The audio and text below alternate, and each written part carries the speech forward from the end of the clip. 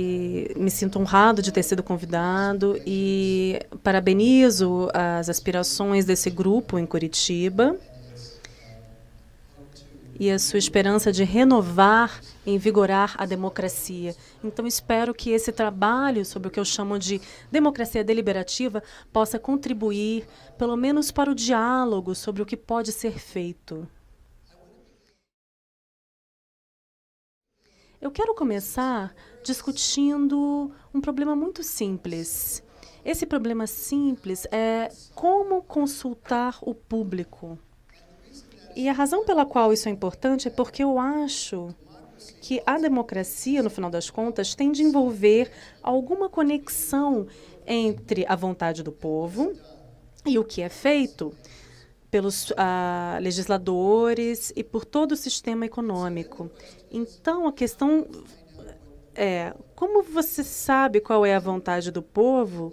E lembre-se de que nós vivemos em um mundo onde milhares, se não bilhões de dólares são gastos para persuadir o público, às vezes até para fazer com que ele se equivoque, às vezes para colocar informações errôneas. E as pessoas, cada vez mais, não prestam atenção e, na verdade, não estão aprovando seus líderes em todo o mundo. As taxas de aprovação para as legislaturas e para os parlamentos em todo o mundo estão em recordes de baixa. Às vezes 11%, às vezes 15%, às vezes até mais baixo do que isso. Você pode olhar em toda parte. E nos Estados Unidos é a mesma coisa. E as legislaturas estaduais também têm essas taxas muito baixas de aprovação. Então, será que há uma maneira melhor de conectar o que as pessoas querem com o que é feito? Então, eu vou levar vocês a uma jornada em vários lugares do mundo, mas tentem primeiro descrever um método particular que nós temos, que nós criamos, né? Desenvolvemos para isso. Vamos ver se funciona aqui. Ok. Então, vocês têm de pensar em quem está sendo consultado e que tipo de opinião eles têm. Aqui eu tirei do livro que foi traduzido para o português, que já está disponível em inglês, é When the People Speak. E se eu não tiver muito tempo, eu não vou passar por tudo isso, mas eu vou falar sobre o mérito de consultar, porque idealmente você quer consultar todos, né? A ideia é que você deva ter um processo de consulta inclusivo sobre o que precisa ser feito. A maior parte das vezes, a maior parte das pessoas não está realmente prestando atenção às questões públicas, políticas públicas. As pessoas têm de viver, né? E têm de sobreviver. Elas têm de trabalhar, têm de lidar com suas famílias. E os cientistas sociais têm um termo para o problema. Anthony Downs cunhou em 1957. Isso seria ignorância racional. Então, é racional ser ignorante, porque se você só tem uma voz e há milhões, por que você deve prestar muita atenção às complexidades das políticas públicas? Você tem outras coisas para fazer. Do ponto de vista da democracia, isso é um problema, porque a gente gostaria de ter cidadãos participativos, bem informados, e a gente gostaria de conectar suas visões à tomada de decisões de políticas, né? Então, a ignorância racional é um problema, é um primeiro problema. O segundo problema é que se você fizer a pesquisa de opinião pública, isso tem um mérito de, se for bem feito, geralmente não é bem feito, mas se for bem feito, você pode representar as visões de todos. Se nós estipularmos que, tudo bem, está sendo bem feito, ainda assim há o problema de que, com frequência, as pessoas... quando se faz perguntas complicadas sobre políticas ou políticas públicas para essas pessoas, as pessoas nunca gostam de dizer que não sabem. Então, elas vão quase aleatoriamente, geralmente oferecer, e essas são chamadas não atitudes, ou opiniões fantasmas. No meu próprio país, George Bishop, na Universidade de Cincinnati, fez uma pesquisa sobre as visões do público sobre o Public Affairs Act de 1975, uma lei. As pessoas ofereciam opiniões sobre essa lei de Public Affairs, mas não existiam, porque, na verdade, não havia essa lei. Essa lei nunca existiu. O Washington Post, 20 anos depois, decidiu comemorar o não aniversário da não existente lei que eu acabei de mencionar, ao perguntar às pessoas se elas apoiavam essa lei, ou se iam repelar. E elas falaram que metade da pessoa, que o presidente Bill Clinton queria rejeitar essa lei, e metade da amostra falaram que outros candidatos. E elas obtiveram respostas com base nisso, respostas completamente diferentes nessa amostra. Mas é claro que essa lei, na verdade, nunca existiu, foi só um exemplo. Então, a mesma coisa foi feita para essa lei de 1975, tanto nos Estados Unidos e na Grã-Bretanha, e houve resultados semelhantes, dependendo de quem apoiava essa lei e quem estava contra. E, na verdade, que isso gerou muitos dados para uma lei que nunca existiu. E há também um terceiro problema com a opinião pública. E essa é... E é o seguinte, as pessoas, se elas estão motivadas a falar sobre a política e as políticas, geralmente estão motivadas para falar com pessoas com as quais elas concordam, pessoas como elas. E a liberdade que nós temos de viver onde nós queremos e nos associar com aqueles que nós gostamos de nos associar, e a liberdade de utilizar a internet para ir aos sites com os quais a gente concorda e não com os que a gente não concorda, isso nos permite a nunca ouvir o outro lado da moeda. Então, essa seleção, essa autosseleção nas fontes que nós buscamos é um problema na democracia. Porque é como se nós estivéssemos vivendo um universo paralelo. A gente não tem ideia do que pode estar motivando essas outras pessoas. Isso parece quase alienígenas de outro planeta. Então, será que o diálogo é possível nessas divisões? Eu vou pular algumas coisas aqui, muitos dos meus slides, porque nós não temos muito tempo. Eu quero descrever...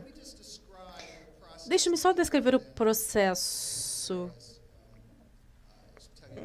para contar as aplicações para vocês. E nós também podemos falar sobre os limites, né?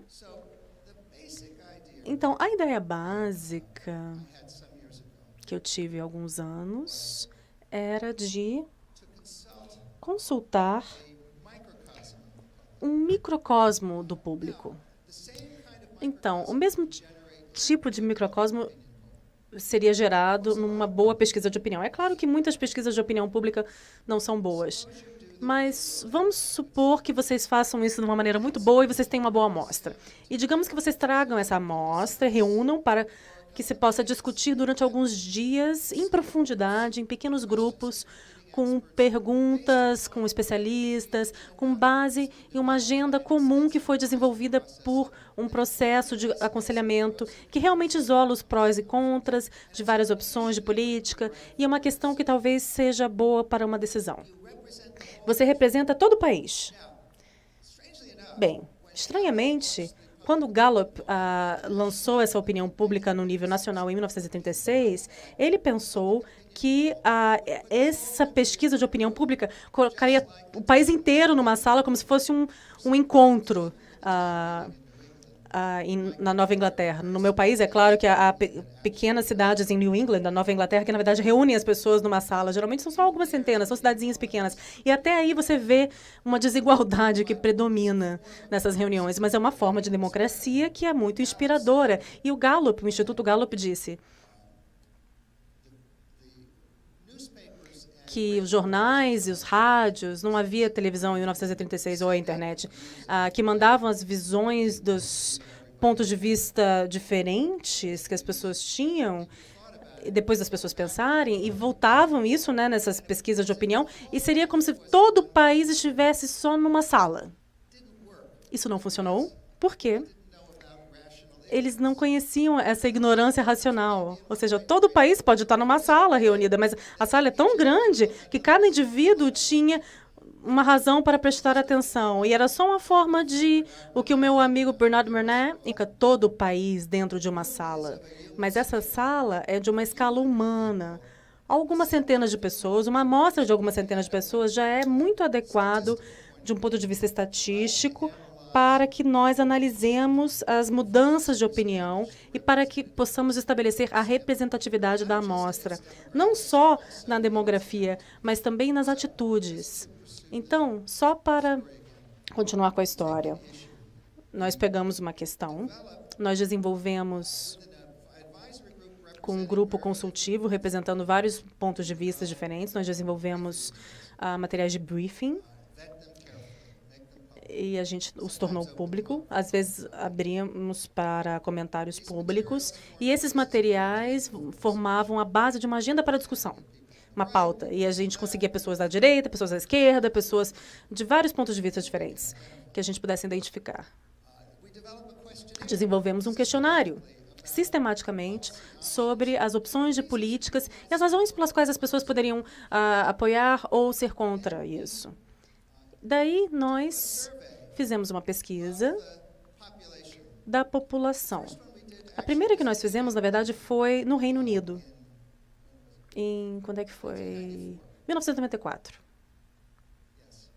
1994. Nós fizemos isso, na verdade, 70 vezes em 23 países agora. Então, nós convidamos, né, incentivamos essa amostra, e as pessoas chegaram de vários lugares da Grã-Bretanha. A gente pagou realmente para que viessem. A gente fez um documentário de 2 horas do Channel 4. A gente fez 4 vezes com o Channel 4, com esse canal de televisão, antes de mudarem os dirigentes do canal. E foi muito interessante. A gente pagou os custos, né, para as pessoas virem. A gente falou sobre crime, segurança pública. A primeira coisa que aconteceu, que foi muito interessante, foi que uma mulher chegou para mim durante a tarde. Enfim, a gente tinha uma amostra ótima. A gente fez um artigo no Political Science, nesse jornal periódico britânico, sobre como essa era a amostra perfeita e como as opiniões mudaram e por quê. E está no site, tá, do Centro para Deliberative Democracy. Uma mulher chegou para mim e ela disse que ela queria me agradecer. Eu disse, por quê? E ela falou que ela estava acompanhando o marido, o ônibus estava pegando as pessoas e a gente pedia a aposentadoria dela. Então, eu percebi que nós criamos incentivos que ultrapassavam a ignorância racional. Ele teve uma razão para ser bem informado, porque ele tinha uma voz em 15, e os grupos pequenos, a gente dividia essas 300 pessoas em grupos de 15, né? Com moderadores neutros também para as discussões. E ele tinha uma voz nesses grupos pequenos. E ele tinha uma voz em 300 em vez de uma voz em milhões. E a mesma fórmula funcionou várias outras vezes. Então, nesse caso, a gente fez só um programa de televisão, tá? Nesse caso. Em vários outros casos, nós tivemos um input direto nas políticas públicas. Então, esse foi o programa piloto para ver se funcionava. E as pessoas sentiam que importavam porque elas estariam na televisão nacional. E a gente já fez uma série de vezes, mas muitas vezes a gente fez com que os legisladores deixavam claro que ouvir os resultados e, portanto, as pessoas se sentiam importantes. E, na verdade, uma outra coisa interessante em relação a esse primeiro exemplo que eu falei, eu devia ter trazido alguns clipes disso para mostrar para vocês, mas, enfim. Uma coisa interessante foi que eu nunca tinha pensado sobre isso, mas se você tiver uma amostra aleatória muito boa do país, lembre-se de que esse projeto falava sobre o crime. A gente teria criminosos na amostra. Então, eu estava me ouvindo, eu estava ouvindo aqui um grupo pequeno, e um dos membros do grupo era um ladrão de carros. E, na verdade, foi muito interessante, dada a civilidade das discussões e a maneira como os moderadores lidavam com as discussões sem oferecer suas opiniões. Tentavam fazer com que fosse inclusivo e todos pudessem participar. E esse cara acabou se revelando que ele era um ladrão de carros. Isso foi muito interessante, porque ele expressou o fato de que quando as pessoas roubam os carros, elas não esperam ser pegas. E as coisas que ele disse informavam as discussões, assim como os especialistas, que a gente teve perguntas, né, que iam para os especialistas, e iam para os políticos. O Tony Blair foi o primeiro político, porque ele era o secretário de Shadow Home, lidando com crime na época. Mas isso teve... Eu percebi que essa amostra aleatória tem muito expertise, inclusive ladrões podem participar, porque é uma amostra aleatória. Eu tenho muitos colegas que se sustentam argumentando sobre como o público é burro. E uma coisa que eu aprendi nesses projetos ao mundo é que o público, como agregado, na verdade, é muito inteligente.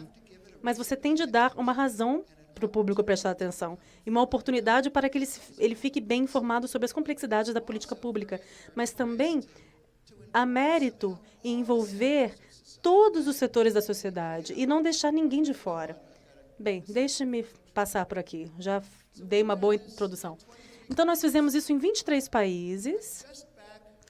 Eu acabo de voltar de Gana, onde nós fizemos um projeto lá sobre saúde, saneamento e água, e também segurança alimentar. E eu vou mostrar algo a vocês. Mas, muito rapidamente, a razão pela qual não estou pulando aqui, eu tenho esses últimos slides, é porque o caso de Gana é prova do conceito de que nos países em desenvolvimento o público não era letrado o suficiente para poder ler os documentos de briefing. Então, a gente fez uma versão em vídeo sobre briefing e o vídeo funcionou muito bem. Mas eu estou passando aqui por isso, eu estou adiantando. Mas nós fizemos vários contextos, incluindo, eu estava no Brasil na semana passada, em João Pessoa, onde nós fizemos um projeto dentro do fórum.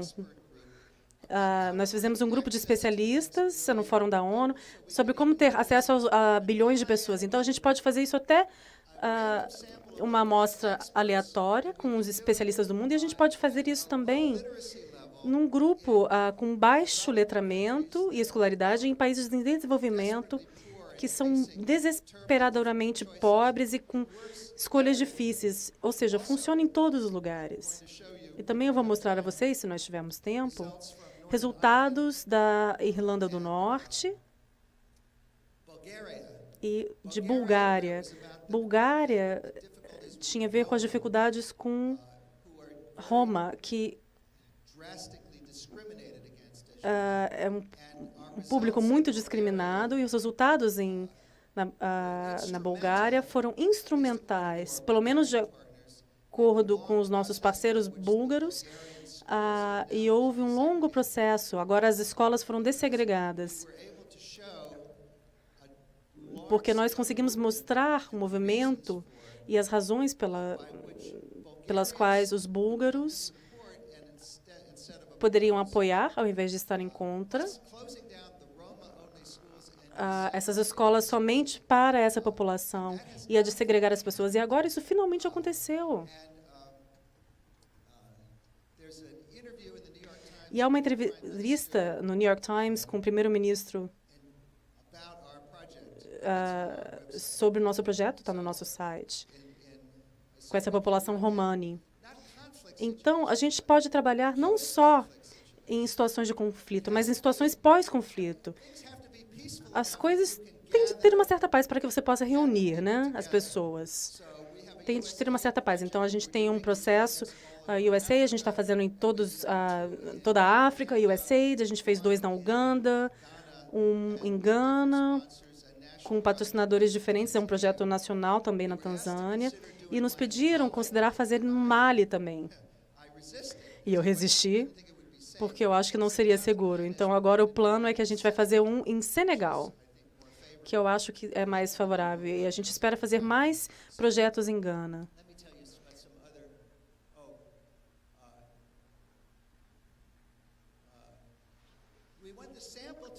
A gente quer que a amostra seja representativa. As opiniões não têm de mudar, mas geralmente elas mudam. 70% das vezes que elas mudam significativamente. Mas mesmo se elas não mudarem, as pessoas sabem as razões para serem a favor ou contra. Então, eu acho que todas as opiniões têm um status diferente depois das pessoas deliberarem. Imaginem que vocês preenchem uma pesquisa, vocês nunca pensaram sobre isso, aí depois de você pensar, você vai ter a mesma resposta? Não, você vai ter uma opinião diferente. Então, a gente pode mostrar o ganho de informação. Ou seja, a gente tem perguntas de conhecimento, a gente mostra que as pessoas estão mais bem informadas, elas estão sempre mais bem informadas depois. Há 2 tipos de distorções Eu não sei se eu vou conseguir falar sobre isso, mas eu tenho dados. Uma Cat Sunstein, em Harvard, argumenta que a deliberação sempre vai para a parte errada, porque há uma polarização de grupo, as pessoas se tornam mais extremas, porque elas compartilham seus próprios argumentos. Isso não acontece no voto deliberativo. Nós estabelecemos isso sistematicamente, porque o nosso processo é mais equilibrado, as pessoas colocam os argumentos dos dois lados. E os experimentos deles tinham processos de júri. No nosso, a gente tem os resultados em questionários confidenciais. O júri tem a pressão pelo consenso para chegar a um veredito. É diferente. Então, essa é uma área que precisa de mais exploração, mas a gente não tem essa polarização. Metade das vezes, as pessoas saem do ponto ou chegam a um ponto médio, então não há padrão realmente. Uma outra distorção que às vezes vem em júris é, com frequência, as pessoas com mais vantagem, ou seja, os mais ricos, os que têm mais vantagens, e há muita literatura sobre isso. A gente também não recebe isso, a gente não tem isso em júri, o que acontece nos júris, porque a gente tem as opiniões do grupo mais privilegiado, digamos, né? Entre aspas, seja homens ou ricos ou com mais educação. Será que eles impõem as visões nos outros? Não. No nosso caso, com frequência, o grupo mais privilegiado, na verdade, vai para a direção da opinião inicial dos menos privilegiados. Então, certamente, a gente não tem uma tendência, não tem um padrão. Muitas vezes há uma direção, não há isso. E eu acho que a razão é porque o outro lado tem muito mais a aprender. Talvez nunca tenham ouvido. Já as pessoas da classe média às vezes não têm ideia do que é ser pobre. E às vezes, quando estão numa amostragem com os ricos e com os ricos às vezes têm muito mais a aprender com os pobres, porque os pobres sabem como é a vida dos ricos. Pelo menos da televisão e da mídia. E é claro que você está num lugar que tem televisão, né? Enfim, essa é outra história. Mas a gente evita as distorções, tem um impacto na política e, com frequência, há uma sensação de que nós criamos cidadãos melhores. Melhores entre aspas, assim. Porque naquele caso britânico, por exemplo, a gente voltou um ano depois e as pessoas estavam mais bem informadas até um ano depois, estavam lendo mais jornais. E eu acho que elas continuaram lendo jornais.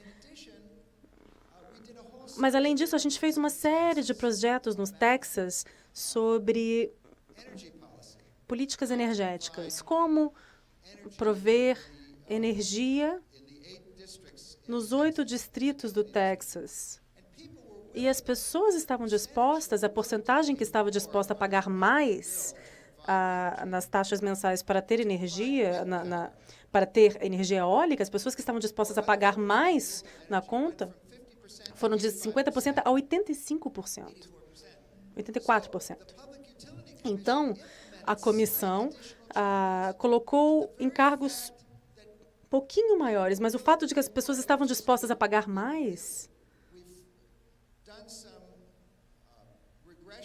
nós fizemos algumas regressões e vimos que as pessoas que estavam dispostas a pagar mais, porque elas achavam que era bom para o meio ambiente, e as pessoas pobres, as pessoas mais pobres no Texas, também estavam dispostos a pagar mais, assim como outros. E se você é muito pobre, até pagar $1 a mais na sua conta de luz, que geralmente seria impensável, só para ter uma energia mais limpa, é algo muito interessante. John Stuart Mill, reagindo à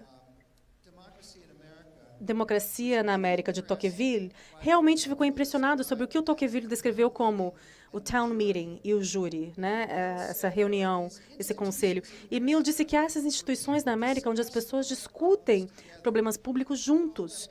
E nós chamamos isso de escolas de espírito público. E na questão do Tocqueville, o que ele disse é que ele achou que essas pessoas estivessem dispostas a ter mais responsabilidade pelo interesse público depois de discutirem os interesses de toda a comunidade juntas. E isso é exatamente o que a gente descobriu em formar cidadãos melhores, quando as pessoas discutem as questões juntas. Essa discussão, de uma maneira equilibrada, bem pensada, com boas informações, é uma maneira de criar cidadãos melhores, mais participativos e, portanto, essa é a última coisa que estava ali no slide. Então, na China, quanto tempo eu tenho? Ah, beleza. Então, nós fizemos isso em lugares não esperados. Então, nós fizemos alguns projetos, acreditem ou não, na China. Esse é o primeiro. Nós fizemos um deles algumas semanas atrás, num subdistrito de Xangai. Então, eu vou em dezembro também para Tianjin, onde eles vão ter um simpósio assim, e eles estão lançando a edição chinesa do meu livro. Mas, na China, esse é um dos meus colaboradores chineses, Bao Genheng, que agora está em NTU, na Singapura. E Bao Gen organizou uma conferência sobre a democracia deliberativa na China e me convidou, e eu fui. Isso foi em Hangzhou, e eu disse, o que é democracia deliberativa na China? Eu não tinha ideia de que havia esse tipo de coisa lá. E, na verdade, ele convidou várias pessoas de governo local em várias cidades na China que estavam tentando consultar o público. Eles faziam encontros, reuniões para ver o que eles iam fazer em relação ao orçamento, por exemplo, para o ano seguinte. E, na verdade, na China, o governo local, eles têm até uma certa liberdade. É estranho. Então, eles tinham, por exemplo, um conselho, né, da cidade, chamavam de Kentang. Em mandarim, significa discussão, reunião de discussão sincera, de coração para coração. Eles tinham esse tipo de coisa, mas os notáveis dominavam, né? E as pessoas mais pobres quase não falavam e não havia uma regra de decisão clara. Então, uma das autoridades públicas, o líder do partido, em Zagua Township, que é uma cidade com alguns milhares de pessoas, mas 300 quilômetros ao sul de Xangai, Dujin, na província, e disse, eu quero fazer o seu método. Aí eu disse, tudo bem, mas você tem que fazer exatamente. Cientificamente, você tem de seguir os resultados. Ele disse, ok. Então eu disse, o que você quer fazer? Ele falou, eu tenho 30 projetos de infraestrutura. Outras cidades, o líder do partido vai decidir e todo mundo vai presumir que ele está sendo pago. E eu não quero isso. Na verdade, eu quero fazer o que as pessoas querem. E são coisas diferentes. Há estradas a serem feitas, a estação de tratamento de esgoto, uma praça bonita, que na verdade era o favorito dele. Mas, enfim, havia várias outras coisas. Eu disse, tudo bem. E ele falou, havia 30 disso e ele falou que queria fazer o que o povo quisesse. Então, nós organizamos um comitê de briefing que tinha um defensor para cada projeto e eles iam criticar os outros projetos para você obter os prós e os contras de cada um. E eu tenho isso, né, desenvolvido em detalhes. E com Bao Gen, nós escrevemos um questionário e recrutamos uma amostra quase perfeita. O único problema com essa amostra é que eu acho que havia 280 na amostra, 280 pessoas, havia 30 maridos que substituíram as mulheres porque disseram que sabiam mais. E a gente percebeu isso e a gente mandou esses maridos para casa. Porque se não fosse assim, a gente teria uma amostra perfeita. Mas, enfim, em padrões ocidentais, foi fantástico. Vocês podem ver um artigo novamente no British Journal of Political Science chamado Democracia Deliberativa em um lugar improvável. E também está no site do instituto em que trabalho. E foi quase perfeito, realmente, o primeiro projeto chinês. Então, a pergunta era, como nós implementamos os resultados? Então, fomos para Pequim, tivemos uma conferência, o Sr. Jane foi comigo, Bao Gen, e Alice Xu, que fala mandarim também, trabalha no meu centro, uma das minhas alunas de PhD. E houve uma conferência, pessoas de muito alto nível. E uma autoridade muito superior questionou o Sr. Jane de uma maneira muito severa. Ele disse, por que você não perguntou? Por que você fez tudo isso? E o Sr. Jane disse, o Congresso dos locais, eles vão fazer qualquer coisa. Eles vão falar o que eu digo. Ele não devia ter dito isso, mas ele estava falando francamente. Eu estava ouvindo tudo isso na tradução. Então ele disse,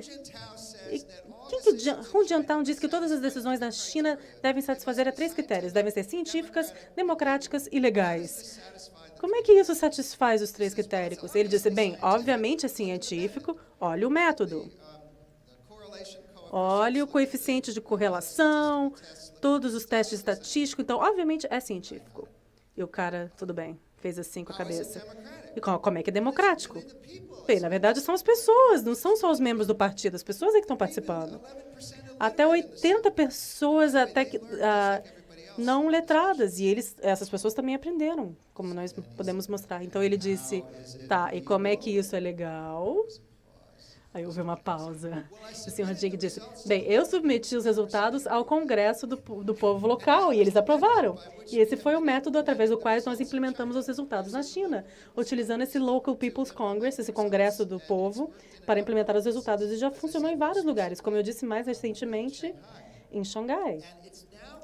E agora, foi até abençoado no Congresso, foi abençoado como uma forma frutífera de experimentação democrática. Então, agora, nós tivemos simpósios em toda a China sobre a disseminação dessa democracia deliberativa. Eu acho que eu participei de 6 conferências em universidades diferentes na China. E agora tem uma em Ankai, em Tianjin, daqui a 2 semanas. Então, está disseminando na China. E Zhegua Township houve já cada ano. Todo ano, exceto desde 2005, fazendo o orçamento dessa maneira. Então, tem sustentabilidade. Eu não contei para vocês. Eu não contei o final desse Zhegua Township, desse congresso. O senhor Zheng, o líder do partido, confessou para mim, quando ele estava começando, ele falou, olha, na verdade, eu sei quais são os melhores projetos, tá? Eu congelei nessa hora, porque eu pensei, não, toda a questão é que as pessoas é que iam decidir, né? Mas eu disse, olha, qualquer coisa, você vai mesmo assim, você vai fazer o que as pessoas querem, né? Ele disse, sim, claro, claro. E eu disse, tá, quais seriam os melhores projetos? Ele disse, bem, é os projetos de imagem, né? Aqueles que mostram como nós estamos desenvolvendo, como uma praça. E tem essa praça toda chique que ele queria construir. Ele estava totalmente errado. O que as pessoas queriam era água limpa. Elas queriam tratamento de esgoto. Em vez da praça toda chique, elas queriam uma parte de recreação para o povo. E elas conseguiram tudo o que elas quiseram. E ele se tornou muito famoso na internet por fazer isso. E como resultado disso, o governo da província deu a ele um ano gratuito nos Estados Unidos para aprender inglês. E ele foi me visitar em Stanford, falando inglês. Eu fiquei tão impressionado. Bem, Zhegua Township é só algumas pessoas aí, na verdade, está disseminando para outros lugares na China. Esse é um contexto diferente, só para mostrar a escala para vocês. Esse é o prédio do parlamento em Bruxelas, né, da União Europeia. Mas as pessoas que estão ali não são membros do parlamento. Essas são membros da minha amostra. Aqui nós temos uma amostra aleatória recrutada por TNS, que faz a pesquisa na Europa, e é uma amostra excelente. Nós fizemos isso 2 vezes. Há um simpósio de política europeia e o segundo Európolis, onde os resultados eram sobre mudanças climáticas e imigração, que são resultados muito reveladores. Esse foi o de 2007, que era sobre a expansão da União Europeia e também sobre o futuro do modelo de bem-estar europeu, do futuro. E nós tivemos um documentário em inglês muito bom, eu posso compartilhar também, sobre essa experiência aqui. Mas eu quero dizer é que uma das coisas que as pessoas ficam muito surpresas é que você não precisa de uma amostra maior para um país maior. Só se você quiser criar subpopulações, mas a precisão estatística é quase a mesma, seja Zhegua Township ou a União Europeia, que tem aproximadamente, enfim, 500 milhões de pessoas.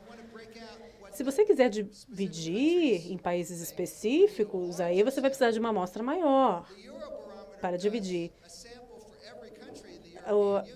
Na Europa, há uma amostra para cada grupo, país europeu, mas eles podem representar toda a União Europeia com uma amostra, se eles quiserem. A premissa desse projeto era pensar na União Europeia como uma amostra. Então, nós tivemos 27 países, agora 28. Nós tivemos 22 línguas em interpretação simultânea, né, tradução simultânea, embora os irlandeses quiseram falar inglês, né, a gente só precisou de 21. Mas esse foi o caso. Eu pensei que eu tivesse inventado essa abordagem à democracia, mas não é verdade. Eu não inventei, na verdade, isso. Essa é uma foto que eu tirei no museu. Essa é uma foto em Atenas. E em Ateniense Antigo, eles tinham... Em Atenas Antiga, eles deliberavam microcosmos escolhidos por essa máquina. Só dá para ver parte dessa máquina aqui, mas a máquina é chamada de Clarotherion.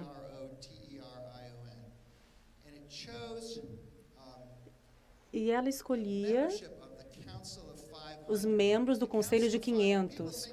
As pessoas pensam em Atenas Antiga como a democracia da Assembleia, onde todos se reúnem. Mas, na verdade, não dava para reunir todo mundo, porque havia 60 mil cidadãos na época. E a Assembleia se encontrava no Pinux, e só cabia uma certa quantidade de pessoas lá. O que elas fizeram foi, aleatoriamente, selecionaram esse microcosmo, e esse microcosmo colocava a agenda para o que poderia ser votado na Assembleia. Isso se chamava conselho. E eles tinham muita fé nisso. Eu não vou tentar explicar como esse equipamento funciona, porque as partes feitas de madeira são chave para entender, mas vocês podem olhar isso online depois.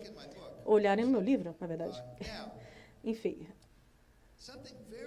Algo muito interessante aconteceu quando os atenienses perderam a Guerra do Peloponeso. E elas foram estimuladas a estar lá por causa do oráculo, né? Então, os atenienses perderam a confiança na democracia em massa. Então, eles perceberam que isso era algo que realmente eles podiam confiar. Então, quando eles conseguiram reestabelecer a democracia depois da Guerra do Peloponeso, eles colocaram isso aqui no final, assim como na parte inicial. E na parte inicial, vocês veem a agenda definida, a pauta, né? E se uma proposta passasse pela Assembleia, ela não se tornava lei. Ela tinha de passar por uma comissão legislativa chamada Noma Thetai. E tinha de passar por essa comissão. E qual era essa comissão legislativa?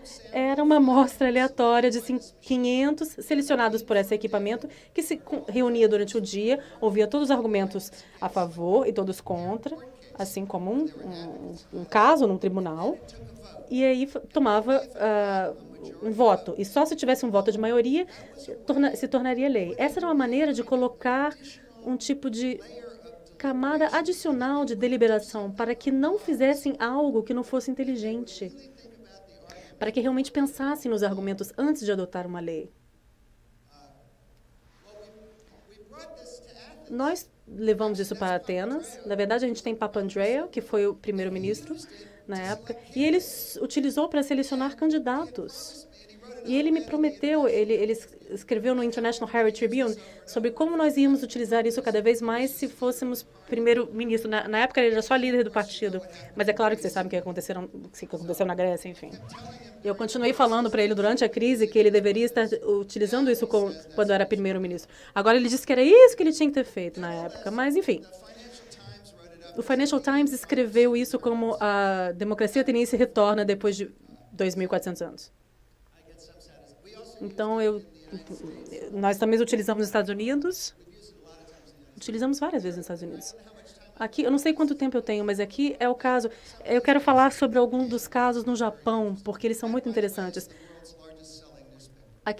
Esse é o jornal que vende mais no mundo, na verdade. E aquele ali é o meu colaborador japonês, professor Sonei, de Keio University, que estabeleceu um centro para esse deliberative polling em Keio, e nós fizemos muitos projetos com ele. Uma das coisas mais interessantes foi em 2011. Como vocês sabem, os japoneses estão envelhecendo. Então, eles têm um grande problema para financiar o sistema de pensões. Em vários outros lugares do mundo, exceto Chile e outros lugares, você vai pagando à medida que vai, né? Então, depende para a sua viabilidade financeira dos trabalhadores que estão pagando e os aposentados recebem o dinheiro. Mas se o número de trabalhadores, se a proporção dos aposentados para os trabalhadores, se não houver tantos trabalhadores com o número de aposentados, vai ter muita dificuldade. Então, o governo, na época, propôs a privatização, como tem no Chile, e chamaram isso de... Eu achei que isso não era um nome bom. Chamaram sistema financiado. Esse sistema financiado significava que todos teriam sua própria conta. E fizeram pesquisas para saber na época. E a pesquisa apoiou bastante até. Mas, ao mesmo tempo, o meu colega, professor Sony, conseguiu um grant da Fundação da Ciência no Japão para fazer uma deliberação. E a gente fez essa deliberação nacional em relação a esse assunto. E um dos resultados foi que o apoio para o sistema privado caiu de 59% para 35%. Para essas contas privadas.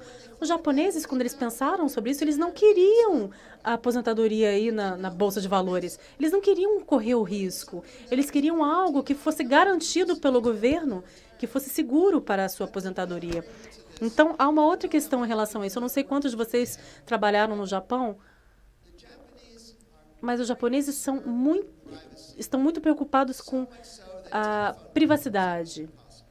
E tanto que fazer isso por telefone é quase impossível. Eles não têm nem um sistema eficaz de números de CPF para poder ver quantas pessoas estão pagando. Eu achei isso incrível. Nosso parceiro disse em Shimbun, que é o New York Times do Japão, divulgação de informações confidenciais. E houve esse imposto de consumo.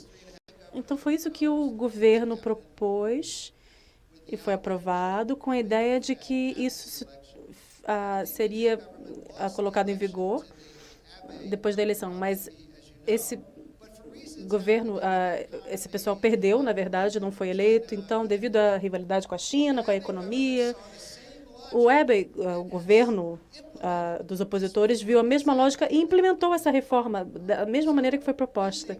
Então, nós achamos que nesse voto deliberativo, nós vemos a lógica do sistema de previdência. E se o DPJ government, se esse governo tivesse feito esse sistema financiado, o apoio haveria evaporado.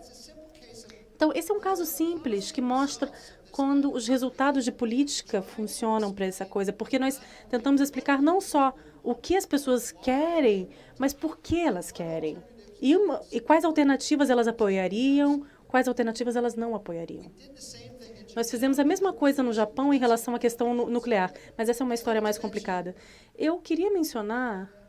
Quanto tempo eu tenho? 5 minutos? Ih, incluindo as perguntas?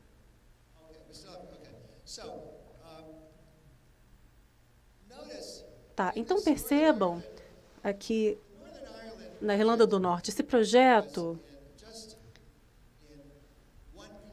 foi só em um lugar, Oma,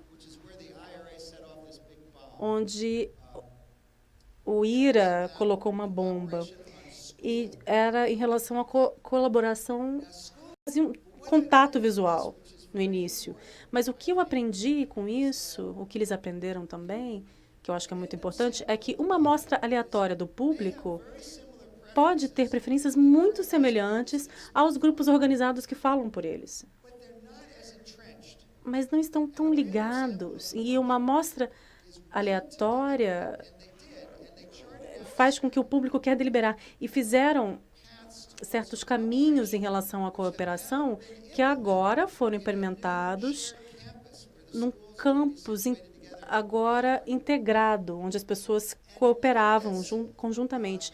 E olhem só, a porcentagem que estava disposta a dizer que a maior parte dos protestantes estavam abertos ao raciocínio ou eram confiáveis, aumentou muito. Só com um dia de deliberações conjuntas. E esse é o resultado da Bulgária que eu mencionei. E eu coloquei aqui junto porque é um conflito semelhante, né? Dado ao preconceito com o povo romani.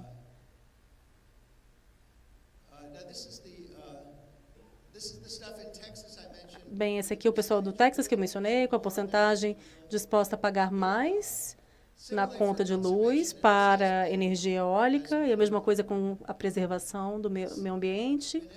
Isso aqui foi implementado. Esse é um projeto na Califórnia. Nós temos um artigo em Perspectiva sobre Políticas, que está na publicação de uma associação nos Estados Unidos, que deve ser publicado em dezembro. E a minha abordagem geral é pensar que quais são os pontos de entrada para a democracia deliberativa nos sistemas organizados políticos que nós temos, seja no Ocidente, que nós temos democracias com competição de partidos, às vezes chamadas de poliarquias. Em outras partes do mundo, nós temos sistemas diferentes, que há pontos para a democracia deliberativa, como na China, que são regimes autoritários, mas tem pontos de entrada também.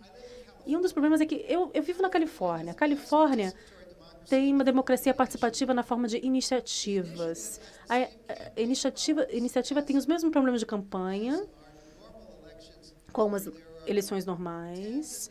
Há dezenas, se não centenas de milhares de dólares gastos para persuadir o público, equivocar o público, apoiar questões diferentes para confundir o público.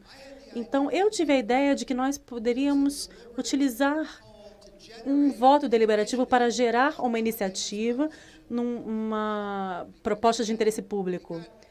Porque nós obtivemos bastante. Na verdade, nós geramos uma iniciativa, mas tinha de ter uma coalizão de tantos apoiadores. Então, a iniciativa, infelizmente, não foi bem sucedida.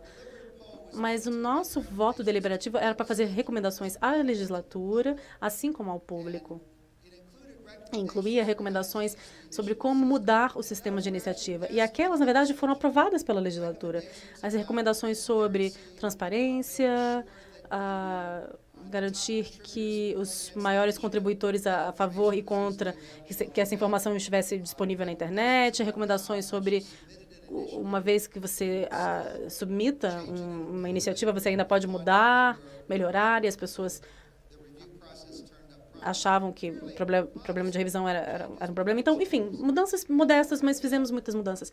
E eu aprendi que, se as pessoas deliberassem e fizessem uma pauta para a agenda, você tem de garantir que isso realmente vá, porque a gente testa o que eles propõem. E, na verdade, de acordo com a nossa análise, isso foi aprovado. Então, isso foi um sucesso parcial, esse initiative. Nós fizemos um projeto também para o estado do Rio Grande do Sul, em reforma de carreira, 2009, eu não vou falar sobre isso, mas um pouquinho disso foi para a legislação. Nós fizemos um projeto na semana passada, em João Pessoa, sobre como levar acesso aos próximos bilhões de usuários. Então, eu tive de voltar para dar uma aula e agora eu voltei aqui. Mas até com especialistas, nós tivemos mudanças significativas. Embora isso tenha sido um piloto pequeno, nós obtivemos mudanças significativas de opinião.